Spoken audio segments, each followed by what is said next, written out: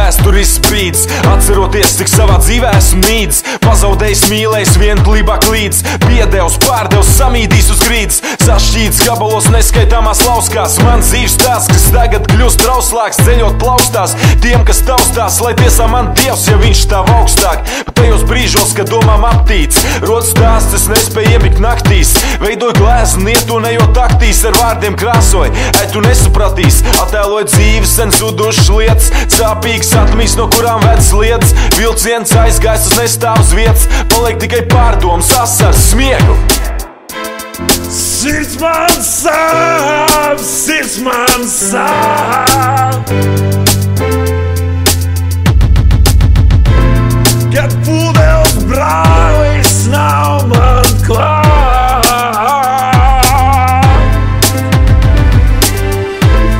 Vietus līst un esmu vien.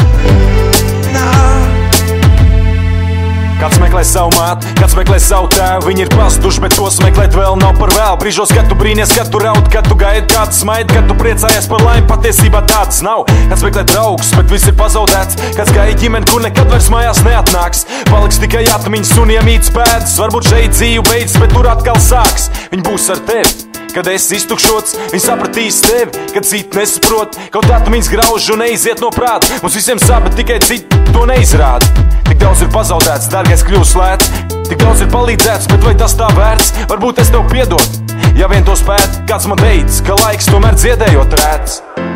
Sirds man sāp, sirds man sāp, kad pūdeles brālis nav man klāt.